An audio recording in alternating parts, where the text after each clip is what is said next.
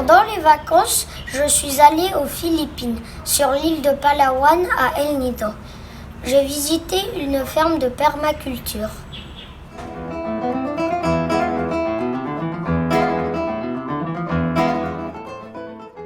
Pourriez-vous me présenter? Bien sûr.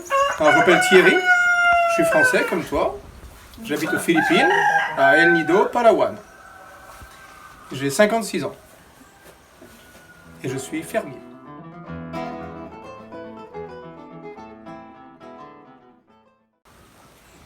Est-ce que cette ferme est comme les autres? Alors, il n'y a aucune ferme qui se ressemble. Toutes les fermes ont une caractéristique particulière. Donc, qu'est-ce que tu as pu remarquer dans notre ferme qui est un petit peu différent? Les moucherons? Les mouches, d'accord? Donc, on est spécialisé dans l'élevage des larves de mouches soldats noirs. C'est ce qui fait un petit peu notre différence, notre spécialité.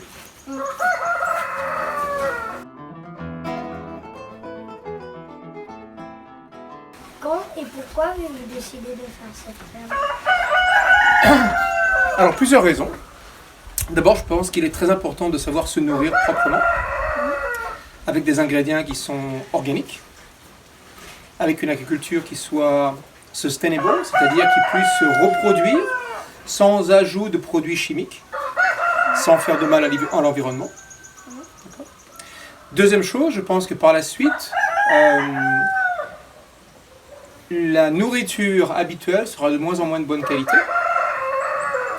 Et je voudrais pouvoir produire moi, de la bonne nourriture pour ma femme, mes enfants, mes amis. Pour toi, par exemple, quand tu viendras me voir. Okay. D'accord. Et ici, tu vois, on aura des tomates organiques, on aura des poulets organiques, des cochons organiques pour ceux qui mangent des cochons. On aura des tas d'arbres fruitiers. Donc d'ici quelques années, tu pourras revenir, puis on pourra manger avec tous les produits issus de la ferme.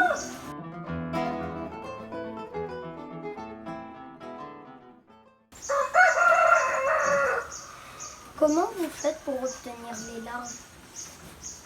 Ah, alors, la mouche a un cycle très particulier. Donc comme beaucoup d'animaux, les larves viennent des œufs. Donc les mouches pondent après 4 jours, une fois qu'elles sont sorties de leur cocon. D'accord. Ces mouches vont trouver un partenaire, mâle, femelle. 2 jours après, elles vont faire des œufs. D'accord. Les œufs, on va les ramasser, on va les peser, on va les mettre dans une petite boîte en plastique. Au bout de 100 heures, donc à peu près 4 jours, les œufs vont éclore. D'accord. À ce moment-là, ils font à peu près 1 mm de long, donc on les voit à peine à l'œil nu. Okay. On leur donne un petit peu de nourriture. Donc cette nourriture, c'est généralement de la poudre de noix de coco.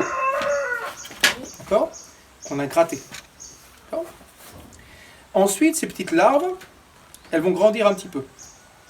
D'accord. Une fois qu'elles sont un peu plus grandes, aux alentours de 4 jours, on va les transmettre dans une autre bassine. De la nourriture un petit peu plus épaisse, plus solide. Une fois qu'elles sont un peu plus grandies, on va les mettre dans des grands bacs en béton. D'accord. Là, elles vont se nourrir pendant 12 jours. Elles font que manger, constamment. Elles mangent tout. On peut leur mettre des déchets de ta cuisine, par exemple, hein, des pelures de pommes de terre, des restes de bananes, des fruits, n'importe quels végétaux, mais aussi de la viande, du riz, un petit peu de tout. Au bout de 12 jours, ces larves vont se transformer, elles vont changer de couleur. À ce moment-là, elles font à peu près 2 cm. Elles vont passer du beige clair au gris et ensuite au noir. À ce moment-là, elles vont plus vouloir se nourrir, elles vont sortir toutes seules des bassines que tu as vues hier, hein, avec la petite trempe d'échappement. Et elles vont tomber dans une espèce de gouttière. Et tous les matins, Jacob les ramasse avec un petit balai et une grosse cuillère, et il les met dans un pot. Et ce pot, on l'utilise soit pour nourrir les poulets, soit pour les remettre dans les grands insectariums, pour que 12 jours après, ça redevienne une mouche et le cycle recommence. Ok. Tu comprends?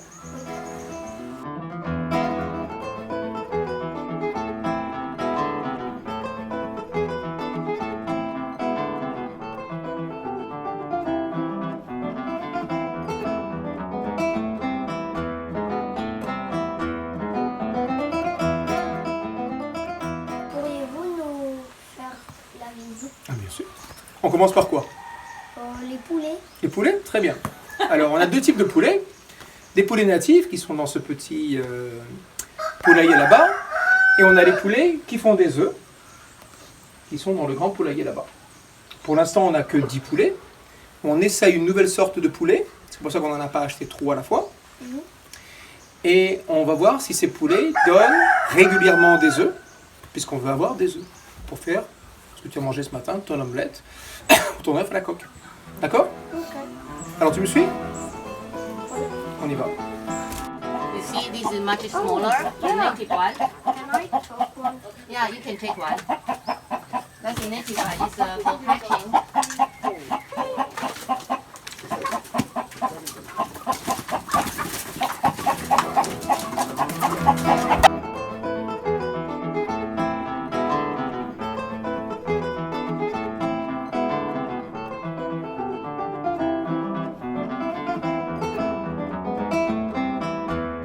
La permaculture a été énoncée par deux Australiens dans les années 70, Bill Mollison et Dale Holmgren, quand ils se sont aperçus que la nouvelle forme d'agriculture devenait beaucoup trop industrielle et pas du tout sustainable. C'est-à-dire qu'elle avait tendance à trop utiliser de produits chimiques de manière à artificiellement améliorer le sol, mais en fait cette agriculture a tendance à détruire le sol. Et ils ont vite compris que le sol, c'est la vie.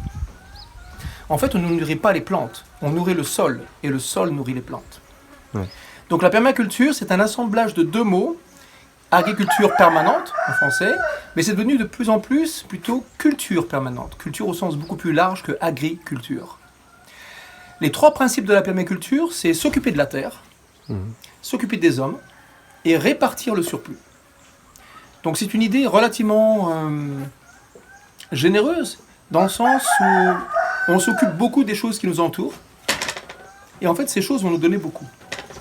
Ça fait partie de ce qu'on appelle les designs de permaculture, à savoir ce sont des cycles, ce sont des systèmes, plus ou moins complexes, en fonction du nombre de personnes qui participent à ces cycles, mais ce sont avant tout des systèmes, c'est un système d'agriculture durable. Alors chaque permaculture, chaque application de permaculture est très spécifique à l'endroit où elle est faite.